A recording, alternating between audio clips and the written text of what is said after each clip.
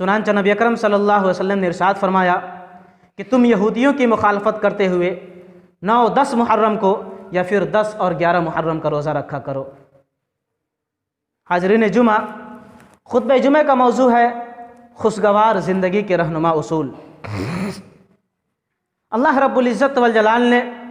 सारे इंसानों की तख्लीक, सारे इंसानों को मिट्टी से पैदा किया है और सैयदना आदम अलैहिस्सलातु वस्सलाम को सारे इंसानों का बाप बनाया है। यूँ तो सब की बुनियाद, सब की जड़ एक है, लेकिन लोग कई एतबारात से एक दूसरे से अलग थलग रहते हैं या एक दूसरे से मुख्तलिफ होते हैं। चुनांचे शक्ल सूरत के एतबार से लोग एक दूसरे से मुख्तलिफ होते हैं। कोई सफ़ेद गोरे रंग का होता है, कोई स्याह काले रंग के होते हैं, कोई छोटे कद वाला, कोई बड़ा कद वाला। इसी तरह लोग अपनी माशी हालात के एतबार से भी एक दूसरे से अलग थलग होते हैं। कोई मालदार होता है, कोई ज़मीन जायदाद वाला होता है, कोई गरीब होता है, कोई फ़कीर होता है, कोई लाचार होता है, कोई ऐशो इशरत की ज़िंदगी गुजारता है, कोई फुटपाथ पे अपनी ज़िंदगी को गुजारता है, कोई हर हाल में शुक्रगुजार होता है और कोई इंसान हर हाल में हरीस और लालची होता है। इसी तरह से इंसान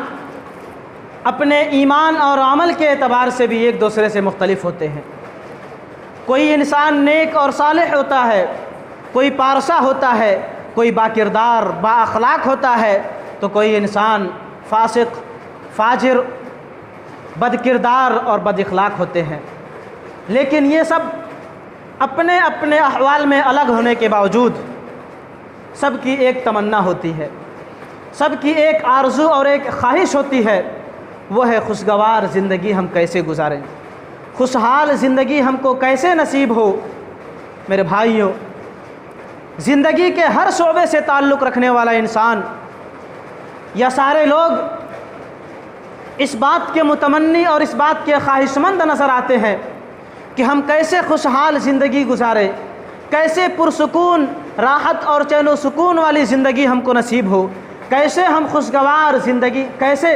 हम सबों को खुशगवार ज़िंदगी हासिल हो। मेरे भाइयों, एक ताजिर इंसान, एक बिजनेसमैन आदमी, एक तिजारत करने वाला आदमी दिन रात मेहनत और कोशिश करता है और ज़्यादा से ज़्यादा नफ़ा कमाने के लिए अपनी तमाम सलाहियतें उस तिजारत के अंदर, उस बिजनेस के अंदर खपा देता है। और इसी तरीके से वो मज़दूर जो दिन भर मेहनत और मज़दूरी करके पसीने से शराबोर होकर दिन रात मेहनत करता है, लेकिन दोनों की एक ही ख्वाहिश होती है कि हम खुशगवार ज़िंदगी गुजारें, खुशगवार ज़िंदगी हमको नसीब हो। इसी तरीके से एक इबादत गुजार बंदा जो अल्लाह रब्बुल इज़्ज़त वल जलाल की इबादत करता है, अल्लाह रब्बुल आलमीन के फ़राइज़ को, उसके वाजिबात को अदा करता है और नवाफिल में भी बढ़ चढ़ कर हिस्सा लेता है। और एक वो फासिक और फाजिर बंदा जो बदकिरदार बदअखलाक होता है, हमेशा अल्लाह रब्बुल आलमीन की नाफरमानी में लगा रहता है, लेकिन दोनों का हदफ, दोनों का टारगेट एक ही होता है, वो होता है खुशगवार ज़िंदगी हम कैसे गुजारें, खुशहाल ज़िंदगी हमको कैसे नसीब हो। मेरे भाइयों, आज के ज़माने में या आज के दौर में हम यही सवाल दूसरे तरीके से, दूसरे अंदाज से भी कर सकते हैं कि आज का हर एक इंसान मुसीबत ज़दा है, परेशान हाल है। किसी को रोज़गारी की परेशानी, किसी को किसी के दुख दर्द का सदमा, किसी को अपने अहिब्बा और अक़रबा की जुदाई का दुख, तो किसी को अपने दुश्मन का खौफ लगा हुआ है। हर एक इंसान किसी न किसी मुसीबत से जुड़ा हुआ है, कोई ना कोई परेशानी उसको लाहिक है, किसी न किसी तकलीफ़ में वो इंसान मुब्तला है। लेकिन हर एक इंसान ये चाहता है, हर एक इंसान की ये ख्वाहिश होती है कि हम इन परेशानियों से नजात पाएँ, इन परेशानियों से हमें छुटकारा हासिल हो और हमें खुशगवार ज़िंदगी गुजारे। तो मेरे भाइयों, हम एक खुशगवार ज़िंदगी कैसे हमको नसीब होगी, खुशगवार ज़िंदगी हम कैसे गुजार सकते हैं, खुशगवार ज़िंदगी की सआदत हमें कैसे हासिल होगी। आइए हम कुरान और हदीस की रोशनी में कुछ उसूल बयान करेंगे। अगर इंशाअल्लाह उन उसूल पे, उस कानून पे हम खरे उतरेंगे तो हमें खुशगवार ज़िंदगी नसीब होगी। मेरे भाइयों, ان اصول میں سب سے پہلا اصول ایمان اور عمل ہے۔ اللہ رب العزت والجلال ارشاد فرماتا ہے، من آمن باللہ والیوم الآخر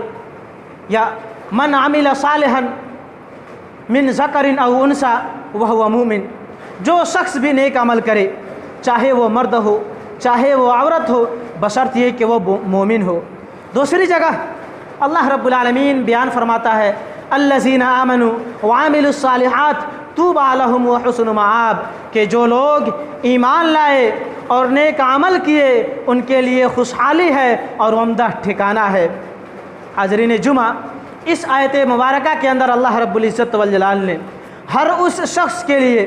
ہر اس آدمی کے لیے خوشحال زندگی عطا کرنے کا وعدہ فرمایا ہے، لیکن اس کے ساتھ ساتھ دو شرط بھی رکھی ہے۔ پہلی شرط یہ ہے کہ وہ ایمان والا ہو، دوسری شرط یہ ہے کہ وہ عمل صالح ہو، صالح عمل کرنے والا ہو، نیک اعمال کرنے والا ہو، با کردار ہو، با اخلاق ہو، نیک اعمال کرنے والا ہو، اللہ رب العالمین کی نافرمانی کرنے والا نہ ہو،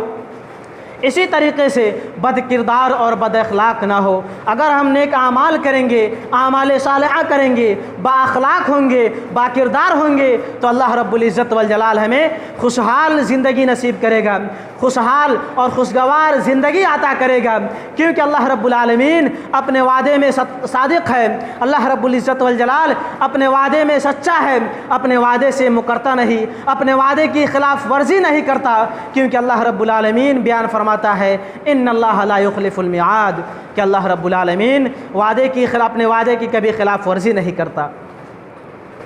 اور ہمیں یہ بات معلوم ہونی چاہیے کہ ہر ایک انسان کی خیر و بھلائی ایمان اور عمل صالح میں ہے۔ اگر انسان ایمان والا ہو،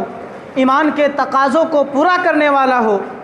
نیک اعمال کرنے والا ہو، اعمال صالحہ کرنے والا ہو، اور اس کے ساتھ ساتھ با کردار با اخلاق بھی ہو، اللہ رب العالمین کے فرائض کو پورا کرنے والا ہو، نمازوں کا پابند ہو، رمضان کے روزوں کو رکھتا ہو، صدقات اور خیرات کو ادا کرتا ہو، اللہ رب العالمین کے راستے میں زکوٰۃ ادا کرتا ہو، اور اسی طریقے سے والدین اور اپنے رشتہ داروں کے ساتھ، اپنے پڑوسیوں کے ساتھ، اپنے احبہ اور اقربا کے ساتھ حسن سلوک سے پیش آتا ہو، لین دین میں سچا ہو، جھوٹ، فریب اور فراڈ سے اجتناب کرتا ہو، وعدوں میں سچا ہو، تو ایسے انسان کو، ایسے شخص کو اللہ رب العزت والجلال دنیا کی ہر خیر و بھلائی عطا کرتا ہے، اور آخرت میں جنت اور اس کی نعمتیں اور اجر و ثواب الگ ہے۔ میرے بھائیوں، اور اس کے برعکس اگر انسان فاسق ہوگا، فاجر ہوگا، اللہ رب العالمین کے تقاضوں کو پورا کرنے والا نہ ہوگا،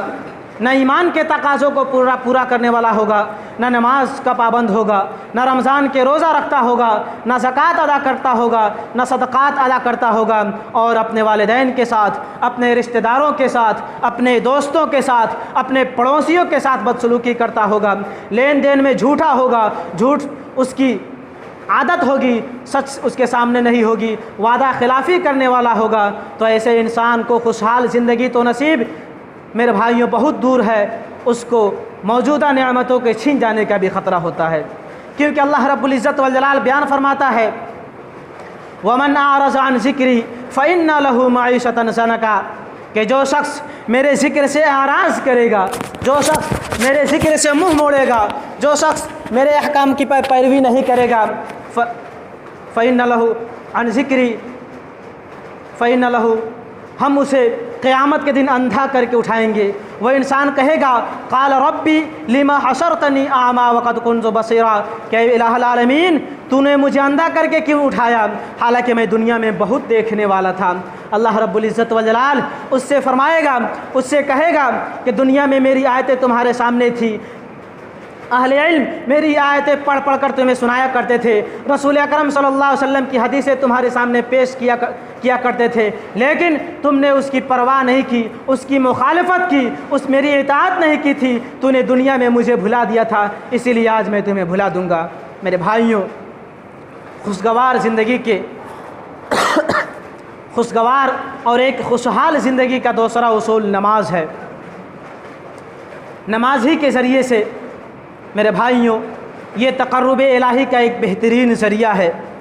اللہ رب العزت والجلال سے قربت حاصل کرنے کا، اللہ رب العالمین سے قریب ہونے کا ایک بہترین ذریعہ ہے۔ اسی لیے رسول اللہ صلی اللہ علیہ وسلم نے ارشاد فرمایا کہ بندہ اپنے رب کے بہت زیادہ قریب اس وقت ہوتا ہے جب وہ سجدے کی حالت میں ہوتا ہے، لہٰذا جب تم سجدے کی حالت میں رہو تو اللہ رب العزت والجلال سے دعا کرو۔ جب ایک انسان سجدے کی حالت میں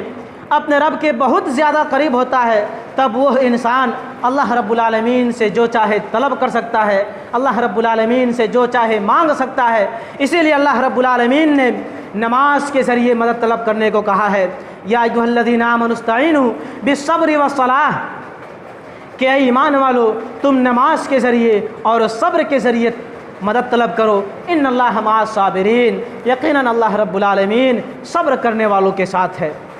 حاضرین جمعہ، اس آیت کریمہ کے اندر اللہ رب العزت والجلال نے نماز کے ذریعے اور صبر کے ذریعے طلب کرنے کے لیے کہا گیا ہے، لہٰذا اس آیت کریمہ سے یہ بات ثابت ہوتی ہے کہ صبر ہی ایک ایسی چیز ہے جس سے صبر کرنے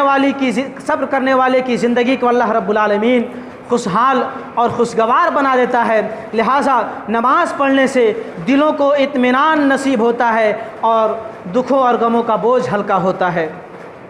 میرے بھائیوں، خوشگوار زندگی کے اصول کے لیے تیسرا اصول تقویٰ ہے، یعنی تیسرا اصول صبر ہے، یعنی جب کوئی انسان کسی مصیبت میں، کسی پریشانی میں مبتلا ہو تو وہ اسے برداشت کرے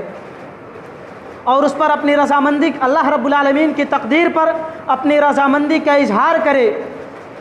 اور اس پر اجر و ثواب کا طالب ہو۔ اسی طرح سے اللہ رب العالمین اس کے گناہوں کو مٹا کر اسے چین و سکون نصیب عطا کرے گا، کیونکہ اللہ اور ہر ایک مومن بندے کی تقدیر میں، ہر ایک انسان کے مقدر میں کچھ نہ کچھ یا کوئی نہ کوئی آزمائش لکھ رکھی ہے، کیونکہ اللہ رب العالمین بیان فرماتا ہے وَلَنَبْلُوَنَّكُمْ بِشَيْءٍ مِّنَ الْخَوْفِ وَالْجُوعِ، کہ ہم تمہیں آزمائیں گے، ہم تمہارا امتحان لیں گے، ایگزام لیں گے،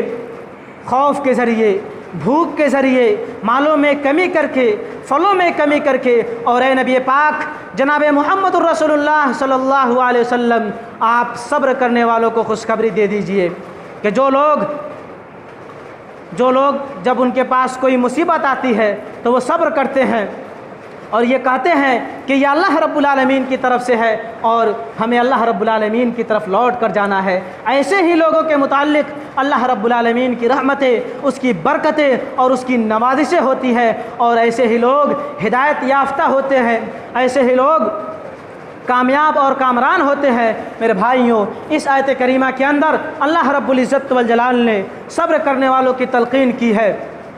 کہ جو شخص آزمائشوں میں صبر کرتا ہے، مصیبتوں پہ صبر کرتا ہے، تکلیفوں میں صبر کرتا ہے، اس پر اللہ رب العالمین کی نوازشیں اور برکتیں نازل ہوتی ہیں، وہ اللہ رب العالمین کی رحمتوں اور برکتوں کا مستحق ہوتا ہے۔ میرے بھائیوں، آزمائش کوئی بھی ہو، چھوٹی ہو، بڑی ہو، ذہنی ہو، جسمانی ہو، یہ آزمائش ایک مومن بندے کے لیے، ایک مومن انسان کے لیے، ایک عبادت گزار بندے کے لیے باعث خیر ہوتی ہے۔ رسول اللہ صلی اللہ علیہ وسلم ارشاد فرماتے ہیں کہ جب کسی انسان کو کوئی بیماری لاحق ہوتی ہے یا کسی بیماری میں مبتلا ہوتا ہے یا تکلیفوں سے دوچار ہوتا ہے، حتیٰ کہ اگر اسے کانٹا بھی چبھتا ہے تو اللہ رب العالمین اس کے گناہوں کو مٹا دیتا ہے۔ دوسری جگہ نبی صلی اللہ علیہ وسلم ارشاد فرماتے ہیں کہ جب کسی مسلمان بندے کو کوئی تکلیف پہنچتی ہے، جب کسی مسلمان بندے کو کوئی اذیت پہنچتی ہے تو اللہ رب العالمین اس کے گناہوں کو اس طرح گرا دیتا ہے جس طریقے سے یا جس طرح سے ایک درخت